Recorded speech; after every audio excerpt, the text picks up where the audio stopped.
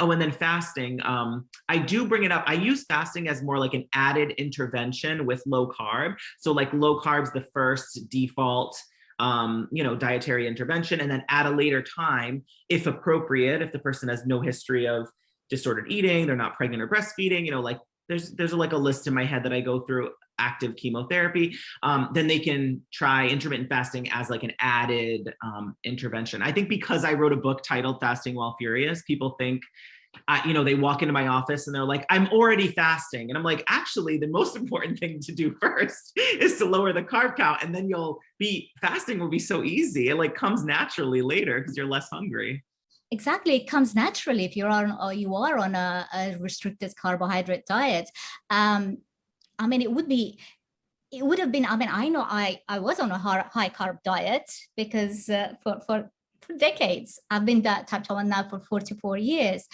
But we were always told there's no reason to avoid anything because you're diabetic. Eat your carbs and match your insulin to your carbs, which of course is a protocol that simply doesn't work. But I remember the hunger, the need to eat every 2 hours because my blood sugar would go up after that pizza or pasta. It would literally shoot up to dangerously high levels.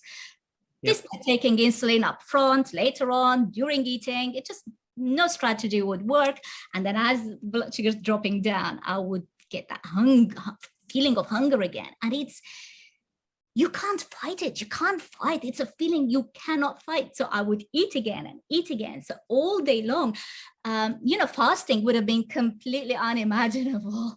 If you I think most doctors, if you told them you were going to fast as a diabetic, they would freak out. I mean, like still to this day, it's so hard. I mean, it's like hard to change minds. I'm glad we have, the Society of Metabolic Health Practitioners. I'm glad we have obesity specialists who are now starting to understand the benefits, but it's true that, I've had endocrinologists and cardiologists call me upset that I mentioned intermittent fasting to their patients. And I'm like, let me just explain to you how simple this really is and like how it doesn't take that much to learn.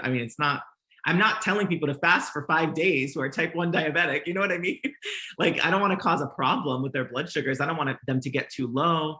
And I've also had issues with like dietitians and nutritionists and personal trainers and chiropractors and people calling me saying that I'm, demonizing food groups and like certain foods. And it's like, people can listen to their own bodies when it comes to these foods, right? Like the way you feel when you're like jonesing for a cookie, that is not like a healthy response to a food. Like that's like an addict responding to a food. So if you reframe it like you're addicted to certain things, I think it really helps people understand, and it helps like people's significant others really understand what they're going through if they do have like binge eating disorder or food addiction issues.